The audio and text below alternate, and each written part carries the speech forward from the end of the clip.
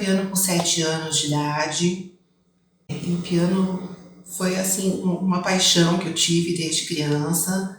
Meu avô era violinista e a música sempre foi muito forte na nossa família, né? As reuniões familiares eram regadas a muita música sempre. Mas o piano foi sempre um hobby, né? Durante a minha infância, minha adolescência, eu não pensava até então seguir essa profissão. Então, terminando a escola, eu fui estudar psicologia. Fiz 2 anos de psicologia na PUC, mas não estava feliz, né? E aí comecei a perceber que profissionalmente não era aquilo que eu queria. E foi então que uma coincidência me fez levar ao conservatório, onde eu trabalho já há 30 anos. E quando eu cheguei lá, parece que uma luz se abriu na minha frente e eu tive certeza de que aquele era o caminho que eu queria seguir, né? Então eu concluí o curso técnico, já comecei a dar aulas e posteriormente eu fiz a faculdade de música, né? Me graduei em bacharelado em piano na Fundação Dramático Musical de São Paulo.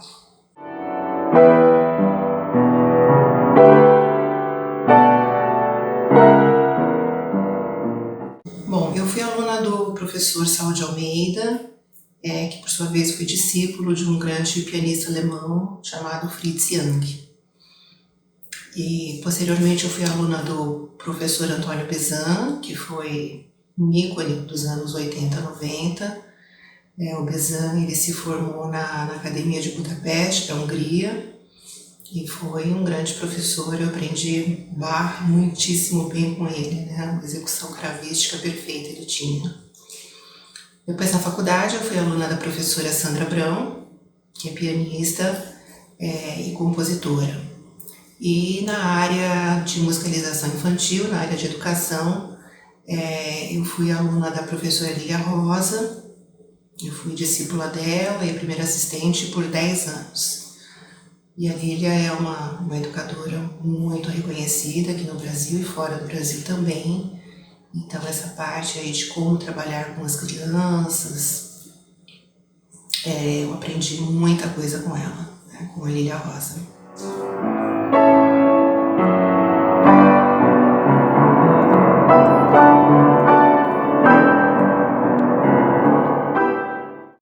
Bem, nas aulas de piano eu abordo não só a parte técnica, mas também a teoria musical, né? Para o aluno tocar e entender a partitura, ele tem que ter conhecimento do básico, pelo menos, né, da linguagem musical. À medida que a partitura vai se tornando mais difícil, vão tendo mais elementos para eu abordar, né? Então, eu gosto sempre que o aluno compreenda, por exemplo, além das notas, mas ele que compreenda a fórmula de compasso, que ele compreenda o que é uma frase, que ele compreenda o toque que está escrito ali, se é legato, se é staccato, né? Então a parte de teoria faz parte, sim, da aula de piano. E sem esquecer também da história da música, né? Situar, então, aquela obra daquele compositor, então aquele compositor pertence a qual século, pertence a qual período, né? Para conseguir entender, por exemplo, qual era a filosofia da época, né? Tudo está relacionado. Então, por exemplo, quando eu vou ensinar Bach, é imprescindível situar Bach, né? Que Bach está inserido dentro do século XVII, do período barroco, o que foi o barroco, que não existia piano ainda, para que o aluno tenha uma execução correta, né? Execução cravística, o mais próximo possível de como era na época. Isso é muito, muito importante. E eu prezo também, então, nesse aspecto, uma boa edição, né? Eu costumo trabalhar com essa edição alemã, que é a edição da Urtext, que é a edição mais limpa possível, né? E mais próxima do original.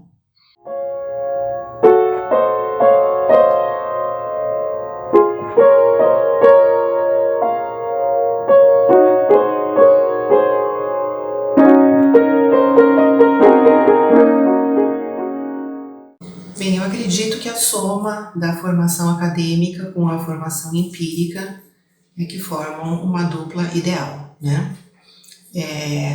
A formação acadêmica, ela dá um embasamento maior, né? Ela proporciona um conhecimento sólido, em cima do qual se pode crescer. E a formação prática, em cima disso, torna-se perfeita, né? As duas, então, são bastante importantes. A acadêmica, sim, e a empírica complementa.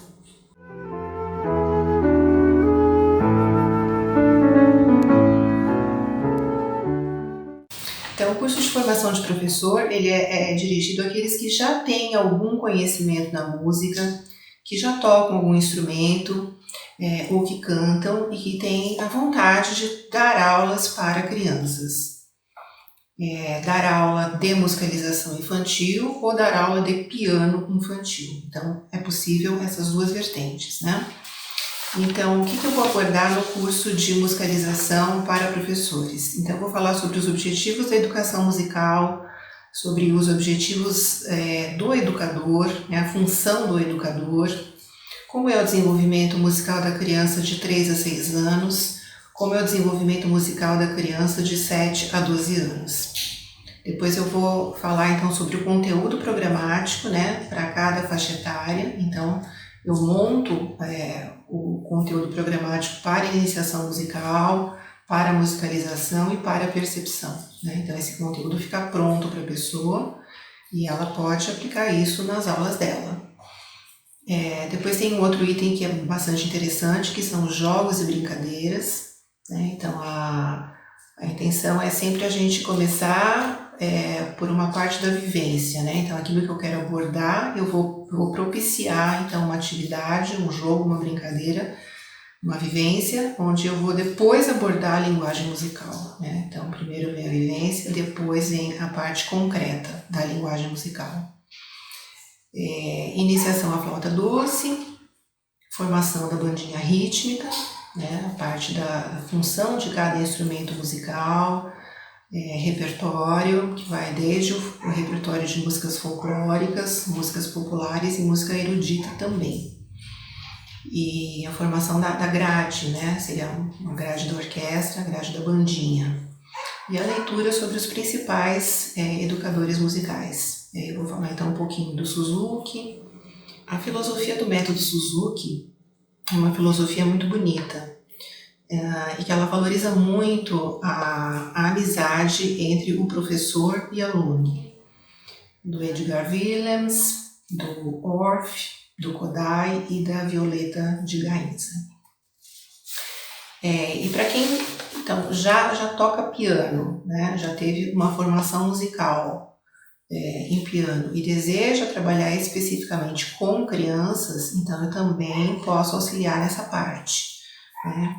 Porque a criança de 4, 5 anos, a gente não vai começar já com a pauta de 5 linhas, com a linguagem tradicional, né? É muito cedo ainda. Então, a gente primeiro começa com um cluster, trabalhar nas 3 regiões do piano através do cluster. Depois eu passo para a pauta de uma linha, depois para a pauta de 2 linhas, onde eu vou trabalhar bastante a lateralidade e o movimento sonoro, né, que é muito importante. Quando a criança domina bastante o movimento sonoro, né, que ela entende o que é subida, o que é descida e o que é a repetição da nota, na hora que eu vou passar isso para a pauta tradicional, pauta de 5 linhas, aí fica muito mais fácil, né? A criança não precisa decorar as notas como antigamente a gente fazia, né? Ela entende que a clave de Sol nasce na segunda linha, então por isso aquela nota da segunda linha também recebe o nome de Sol, né, em homenagem à clave, e aí eu tenho um movimento de descida e de subida e elas transitam nesse terreno com facilidade, né, depois dessa vivência. Vou abordar também a importância dos chopsticks, né, aquelas musiquinhas que as crianças podem tocar de memória, e o repertório infantil adequado, então, para cada idade.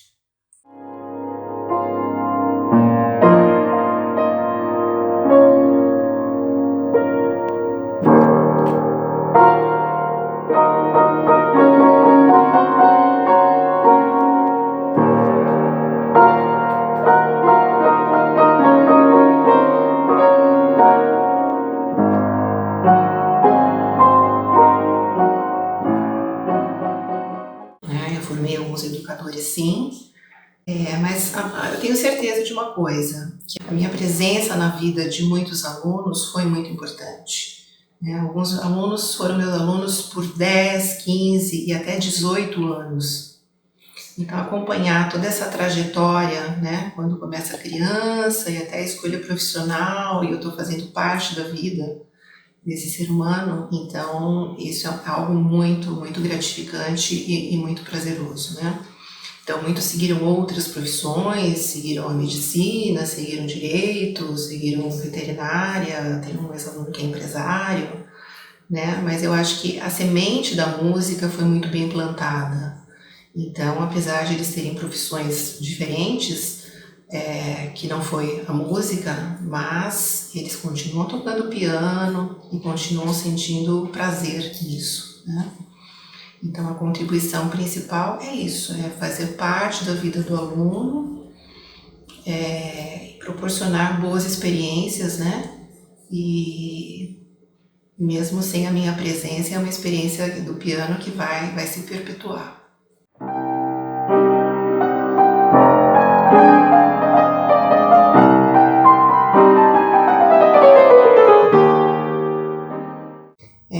Eu não acredito que um músico consiga ser um grande músico sem ter o auxílio de um professor, né?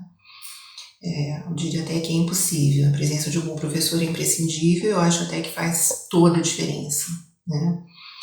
Toda a diferença no sentido do conhecimento, né? O professor tem uma base muito grande, de muitos anos lecionando, então ele tem um conhecimento e ele vai fazer uma condução correta, né?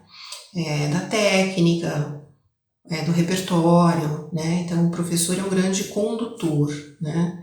Além disso, ele proporciona, eu acho que uma disciplina maior, né? O aluno o professor tendo aulas constantes, então ele se obriga a estudar corretamente, né? A apresentar uma boa aula para o professor. E somente um professor, então, experiente vai aplicar a técnica adequada para aquele aluno, porque, por exemplo, tem alunos que têm um problema de mão, né, de anatomia, às vezes tem a mão mais afundada ou não consegue manter a concha. Então, para cada aluno tem um enfoque diferencial, né? A nossa experiência é que vai determinar isso, esse enfoque diferente. E além disso, não basta tocar, né? Não basta saber ler uma partitura e afundar as teclas, né? É preciso interpretar. Então, aí eu acho que está a grande chave do que o professor vai transmitir ao aluno, né? Como interpretar aquela obra, né? Que aí também vai estar recaindo aquele outro ponto que eu já falei, né? Da história da música. Então, o professor tem que situar muito bem e tem que passar, então, como era a interpretação daquela época. Como era a interpretação do século XVII, que é diferente do século XVIII, que é diferente do século XIX, que é diferente do século XX. Né? Foram escolas muito diferentes, foram períodos diferentes, cada um com uma filosofia diferente, e isso se refletiu na música também.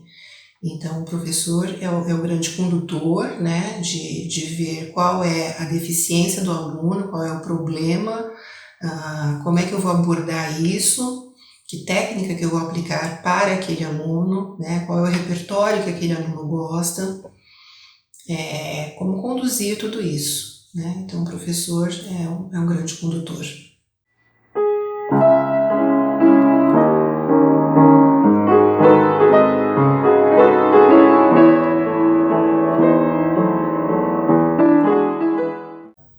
Bem, para quem ainda não começou, mas tem o sonho de tocar piano, eu queria dizer que sempre é tempo de começar. Né? Existe um estereótipo de que o piano só funciona para crianças e isso não é verdade. A minha experiência mostra que eu tenho tido excelentes resultados não só com crianças, mas com adolescentes, com adultos com mais de 50 anos, com mais de 60 e até com mais de 70 anos. Né? E são alunos assim, extremamente focados, que têm imenso prazer na aula. Então sempre é tempo de começar. Né? O que motiva realmente é a vontade de cada um. Para quem já estudou, por exemplo, piano de criança, né, e faz muitos anos que não toca, então a hora de retomar é agora, né? É possível a gente escolher o caminho do piano erudito ou do piano popular. Eu trabalho o piano popular através de partitura, ou para quem quer ainda mesclar, né, esses dois gêneros na aula. É possível também.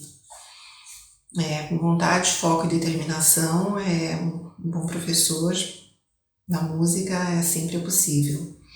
E para as crianças também, né, traz sempre inúmeros benefícios de aumento da parte cognitiva, aumento da criatividade, aumento da concentração, do foco, da disciplina, da determinação, coordenação motora, e também a criança consegue expressar melhor as suas emoções, né, através da música. A música é um canal de expressão das emoções. Então, eu quero convidar a todos que curtem piano, que têm vontade de aprender, que nunca aprenderam, que já aprenderam, que querem retomar. Vamos fazer uma aula experimental e vamos conversar, tá bom? Espero vocês. Vem comigo.